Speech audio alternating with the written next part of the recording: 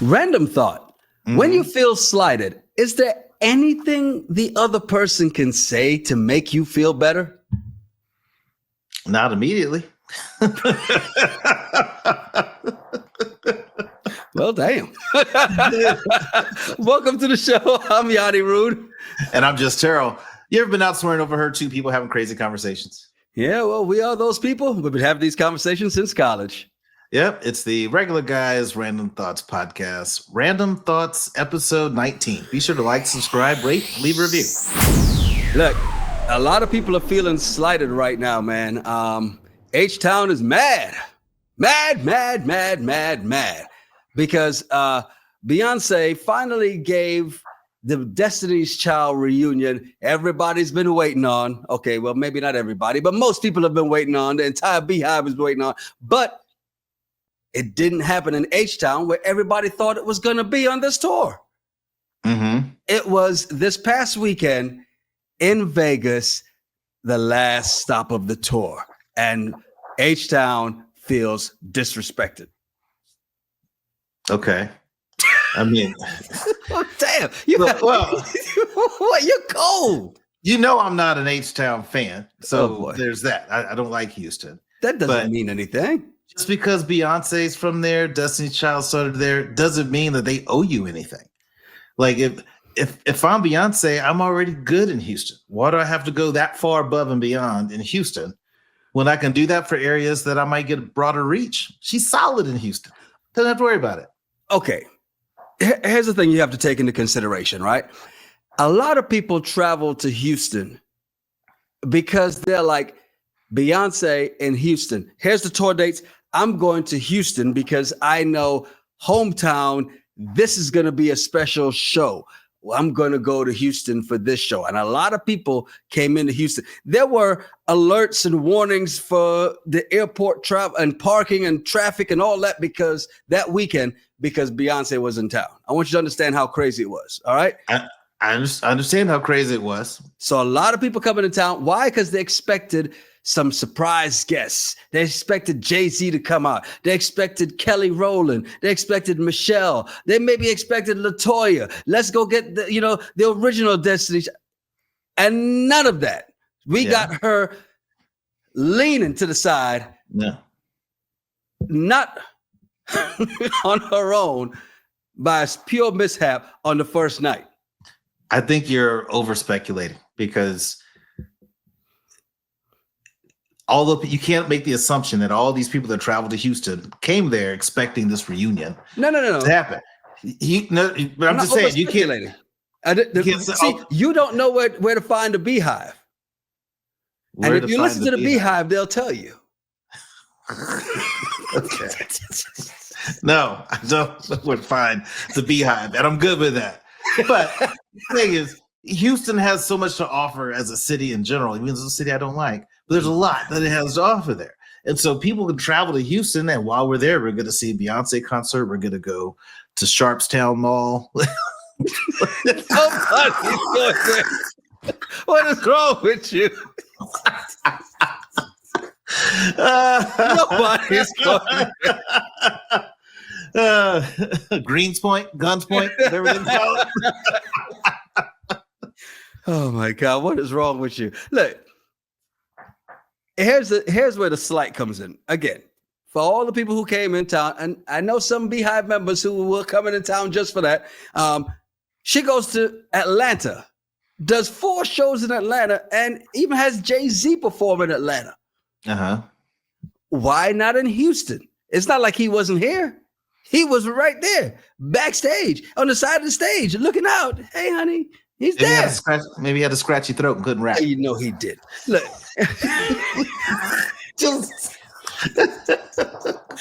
Look. And then she goes to Vegas, and I know, okay, I get it. It's the last day of the tour. It's the finale. Let's go out with a bang, and let's give But why not Houston? Well, it'd be one thing if Jay-Z and Destiny's Child all performed at every other place but Houston. Jay-Z didn't perform at every single one of them. Right. right? And so the ones he did, Atlanta got a chance to get a taste. Vegas is getting theirs. What if the schedules just aligned that all of the rest of Destiny's Child weren't available during the Atlanta or the Houston show? What if they have a reunion planned in Vegas? You might as well do this at the tour, and then we go to the reunion. Are you really going to say that? I mean, look, if Beyonce called you, you'd be available. No. You'd be like, okay, I'll be there. What time? I'd be like, Yonni, stop playing on my phone. Click. Yes, that would be your first reaction. But social media's upset, right? And H-Town's upset. Social media's upset. Saying not Vegas getting Destiny's Child before Houston. Somebody else said Sis forgot where she came from. And somebody in Vegas was like, hey, y'all had the rodeo. Give us something too. Fair. So you don't think she's wrong for not bringing Destiny's Child reunion to Houston first? I don't think she's wrong. I mean, there's probably a reason.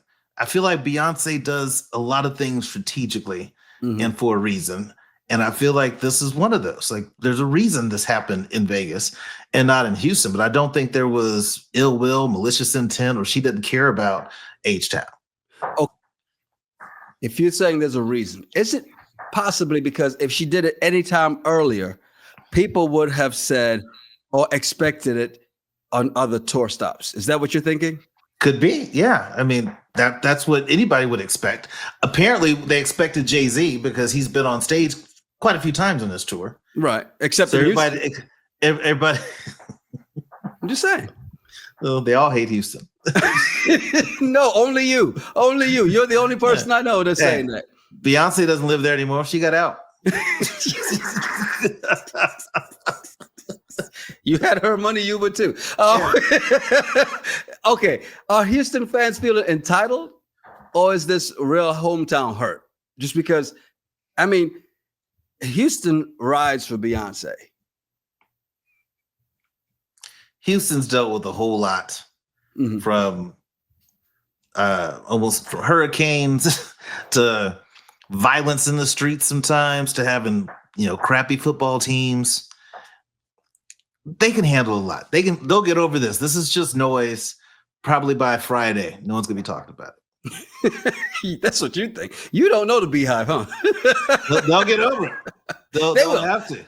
They will eventually. But in the meantime, can you at least sympathize with the Beehive in Houston for feeling neglected? No. No heart.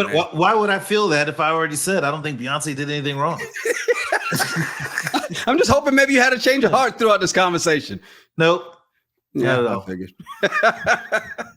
Hey, appreciate you for checking us out, whether you're watching this versus one of the regulars. Remember, you too can become a regular for less than $3 a month. We do appreciate you. Or if you're watching this later as one of the randoms. Get it? Regulars, randoms.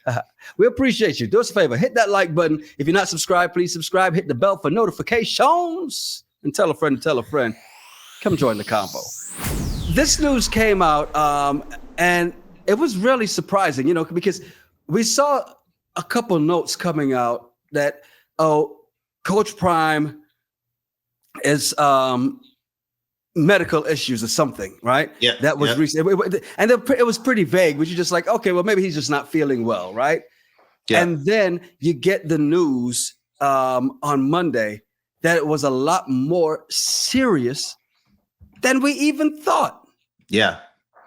Deion Sanders Jr. posted on IG yesterday, pretty much saying that his dad's making an announcement, but just saying a lot of the respect and love he has for his dad.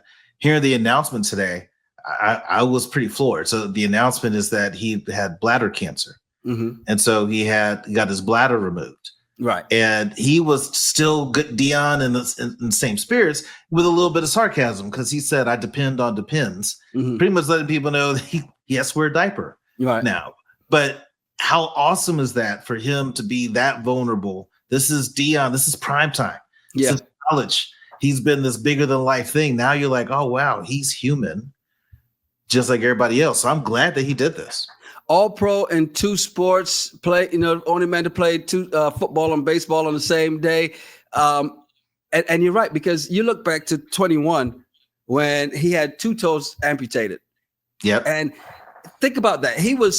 That was a life-threatening issue he was dealing with then. Yeah. Yet here's another. And this humanizes him. Because, I mean, think about it. That's prime time. Yeah. Neon Dion. Like you said, larger than life.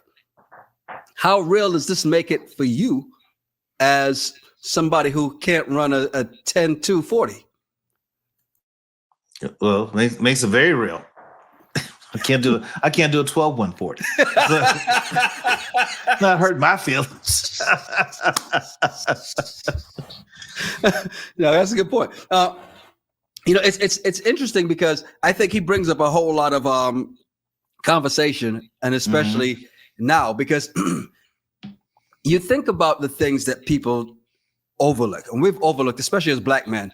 Right. Have overlooked. Oh, my foot hurts. It's okay. Whatever. Right. And that was the issue that he had for a long time. Just overlooked it.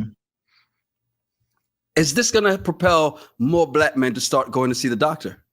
I hope it does. I really hope it does. I mean, especially if you can have with Obamacare, everyone should be able to have insurance. Go get checked.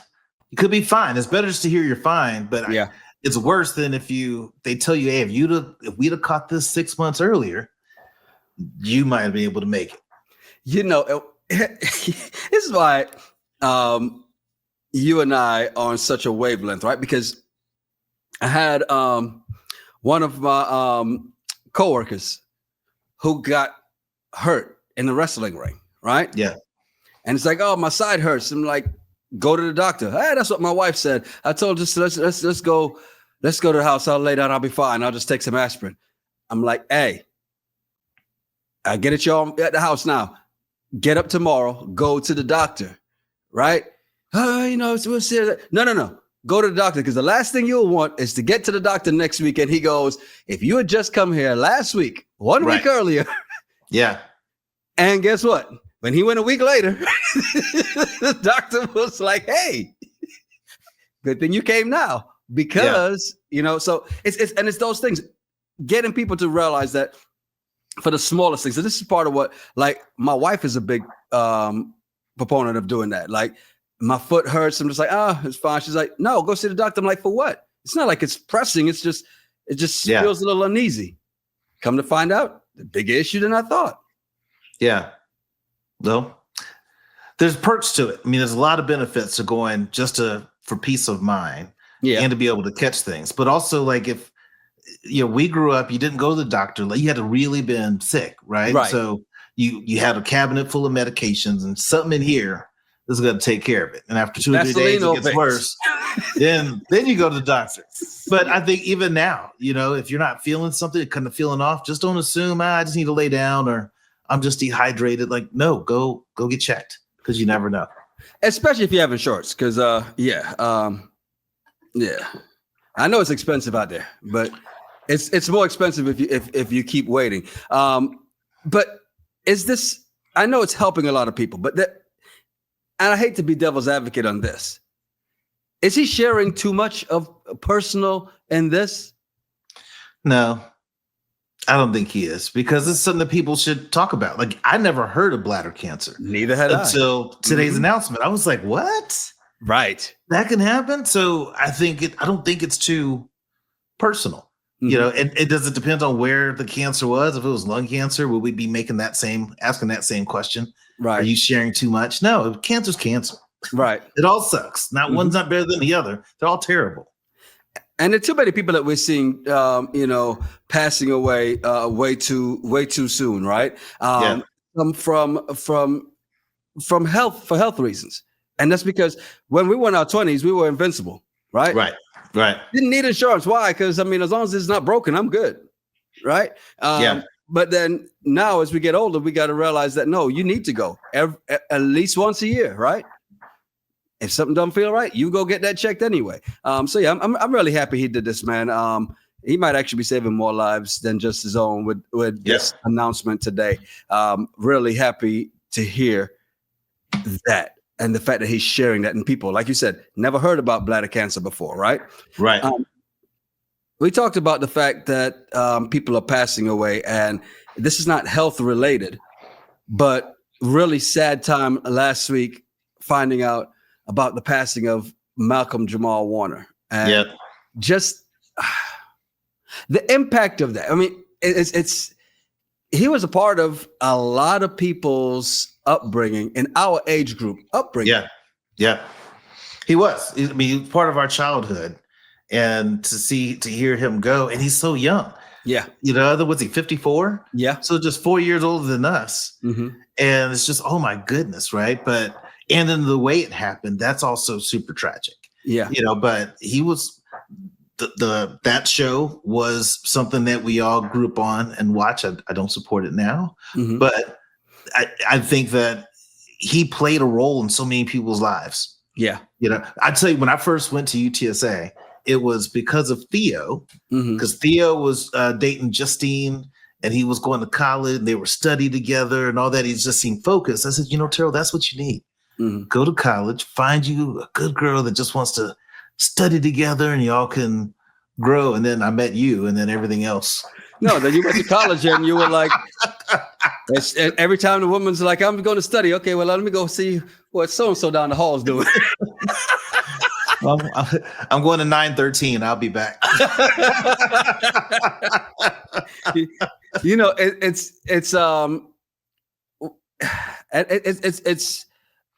It could have been even more tragic because his 8-year-old daughter was with him. They were swimming when they got caught in that riptide, and there was another surfer or swimmer that was there as well too, and they got rescued by some surfers who were close by. Because get caught in a riptide, it's tough, and it's almost impossible to get out unless you turn the right way. Everyone else survived, and he didn't, and I can only imagine what that would be like for his daughter. Yeah, survivor's guilt. It's going to be tough for her growing up. Yeah, he wouldn't want it the other way. I guarantee, because no parent, father or mother, or even big brother is going to do that. Want to feel like, oh, I'd rather be the one to make it. So, really tough, man. That was a tough one. Some more news that popped up here that you sent this one to me, and I was like, Hoppo, who are these folks?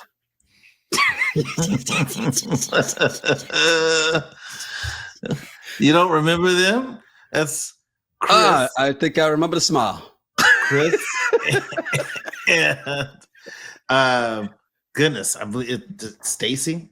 Oh, see, I can't remember. You don't. I got to double check my notes real quick. Mm-hmm. Chris and Nicole. Yeah, Chris and Nicole. That's what I said, Nicole. Yeah, Chris and Nicole. If you remember them from Married at First Sight. Yeah. I can't remember where that one was, but we recapped that one. They're still together, which I didn't know, and now they're expecting twins. Yeah, which is good. Congratulations. Yeah, congratulations. Great. Yeah, especially how far they have come from their first conversation, huh? Oh yeah. What is it that he told her? I don't know if it was the first conversation, but it was early.